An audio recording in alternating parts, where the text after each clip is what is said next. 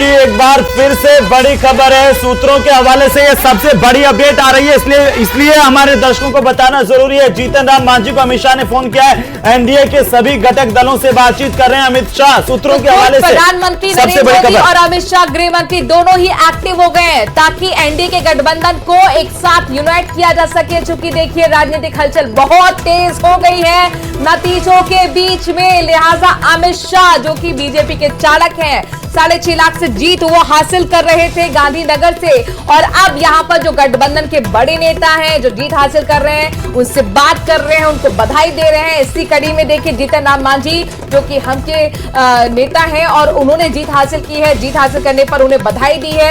और सभी जो घटक दल हैं एनडीए के यानी कि जेडीयू हो गए, टीडीपी हो गए, उससे बातचीत की जा रही है। और इसीलिए देखिए प्रधानमंत्री नरेंद्र मोदी ने टीडीपी के चंद्रबाबू नायडू से बात की थी। चंद्रबाबू नायडू ने साफ तौर पर कह दिया कि एनडीए को छोड़ के नहीं जा रहे और हम भी बहुत महत्वपूर्ण है, भले ही एक सीट हो लेकिन यहां पर अमित शाह फोन करके उनको बधाई दे रहे हैं जीतन राम मांझी को, और इसीलिए इंटैक्ट रखा जा सके एनडीए गठबंधन को।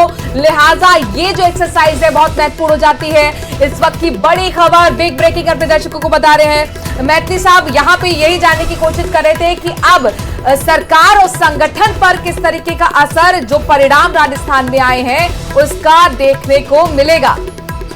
जयमनी साहब देखिए, संगठन में तो ये तय है कि अब राजस्थान में क्योंकि सीपी जोशी की जगह कोई नया प्रदेशाध्यक्ष बनेगा, और मुझे लगता है कि अब जाट कम्युनिटी या एससी कम्युनिटी से आपको बीजेपी का चीफ बनाना पड़ेगा, प्रदेश अध्यक्ष बनाना पड़ेगा।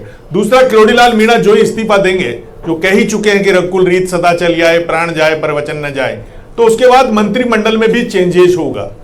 तो मंत्री कौन बनेगा या किरोड़ीलाल को कोई कैसे मनाया जाएगा, यह भी एक इंपॉर्टेंट चीज है, क्योंकि पूर्वी राजस्थान में ईआरसीपी के बाद मीणा और गुर्जर ये बहुत इंपॉर्टेंट है।